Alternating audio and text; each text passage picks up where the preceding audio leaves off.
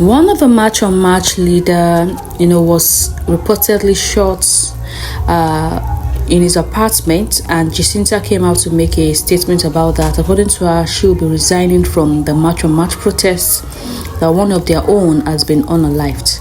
I'm going to be sharing videos with you all to watch. Please, as you're watching, kindly share the video, subscribe and share, and rest in peace to the deceased.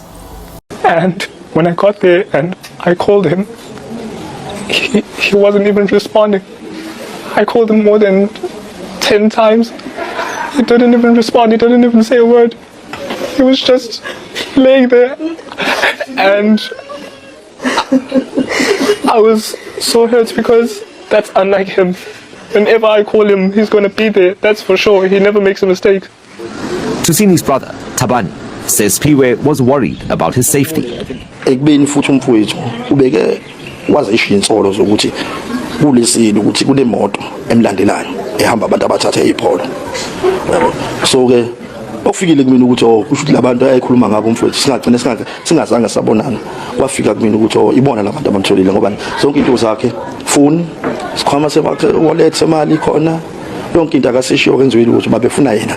Futhi abantu kade bethunyiwe kuyafika kumina okwenza ukuthi ngikholele ukuthi yibo labantu abantu bese kushiya ukuthi useneyithomba bamshuthayo kuzona esongelo ukuthi yena ungomunye ufaka inhlabathi. It wasn't my intention to talk about March and March. It's Youth Month. This is the month that we're supposed to be talking to the youth, engaging with the youth, seeing how we can come up with solutions.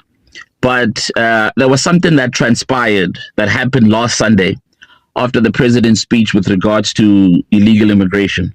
Very lukewarm speech, by the way, with regards to illegal immigration.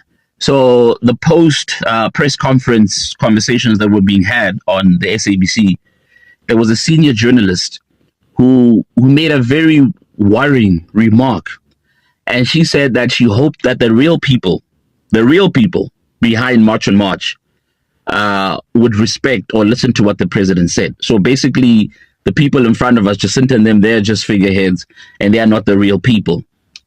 And it was very worrisome that it was spoken in that manner, because for far too long, people have been saying that no, the real people behind March and March are the everyday South Africans. The real funders of March and March are the everyday South Africans.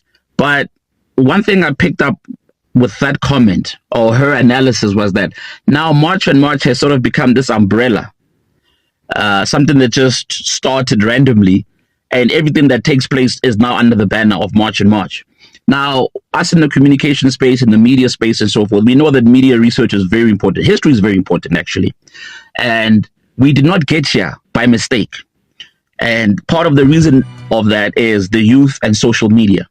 So I just want to take her and people who are interested on a 10-year timeline to show us that things have been taking place, have been gaining momentum on social media. South Africans have been discussing these things for a very long time prior to even March and March existing. So we start in 2016. MTN made X or Twitter free. And 15, 16, 17-year-old high schoolers were asking questions about Nelson Mandela. They were asking questions about Kodesa. They were asking questions if maybe our politicians were sellouts, because they could already see what was happening. That was a discussion that was already being had, and there was no March and March. 2017, we had a deputy minister of police who said that it's very dangerous for a South African city to be occupied, 90% occupied by people who aren't even from this country. He said it's dangerous. That was a discussion that we had. There was no March and March. In 2018, there was small talk of one day in South Africa, us having an Arab Spring, like what happened in North Africa, pardon me. That was a discussion being had outside of March and March. In 2019, for the first time in democratic South Africa, we had the lowest registration turnout of first-time voters in our history. March and March was not there. In 2020, when South Africans rejected the vaccine, well, most South Africans rejected the vaccine, and government threats of killing us, because basically they say they were digging 1 million graves. The displeasure that South Africans had toward government, March and March was not there.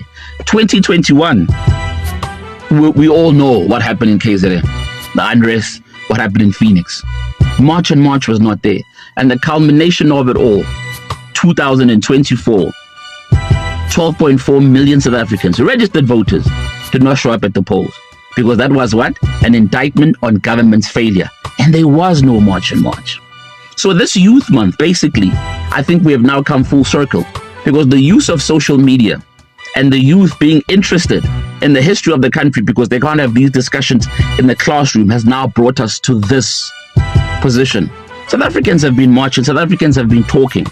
And now to put everything under the umbrella of March and March, as if all this time we were not protesting, as if all this time we were not having discussions, as if all this time we were not voting with our feet, to a point where government events now, nobody shows up, to a point where South Africans don't even celebrate Mandela Day anymore. Because we are asking ourselves, what is it exactly that we are celebrating here? So to limit South Africans' cries and pleas and concerns to just March and March, I think it's very insulting, and generally within communications, media and news is very lazy. We've been singing the same song, it just never had a name. And March and March found South Africans on the... So, let us report plainly. They were contained, and the shutdown they promised did not break the back of the Republic. But there was a cost to the good name South Africa has built since 1912. And we're going to pay heavy for that as a country. The organizers and funders must understand they are eroding our standing as a safe home for the tourist and the investor and isolating us from our own continent. And when South Africa stands alone, it will not succeed.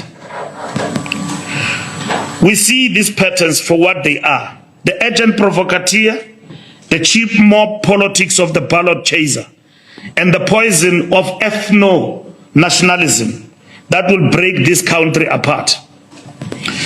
The enforcement of our laws is the work of the state and of no one else. The authorities have effectively... So this morning we woke up to the news that Tato, who was a community activist from the Northwest, had passed away. For him to be unalived, it means there are some South Africans that do not actually support this xenophobic attack. You know, according to a report, they said these match on match people are causing more harm in South Africa. It has caused a lot of South African youth not to have jobs. It has caused a lot of companies to relocate out from South Africa, and a lot of families have been affected. Some families are going hungry. Meanwhile, Jacinta and her crew are marching, causing more problems. So they said they had to, unalive this one to see if they're gonna stop the march on march protest in South Africa. If they're gonna stop it. So Jacinta is now scared of her life. She has been asking the police to protect her because most of these march on march people are now being unalived by people that do not support them. So I don't know. Let me know what you think in the comment section. When it involves someone that was unalived, it's not something we can use for banter because we all will go one day. But still the same, I'll keep on saying it here. The police, the immigrations are in South Africa. They are meant to do all these jobs, not humans. Now you've lost your brother, your sister, or someone close to you, or your husband, due to the fact that he decided to come out to march against foreigners, not just the illegal ones, but foreigners living in South Africa. Please kindly share this video, like and subscribe, and rest in peace to Tato.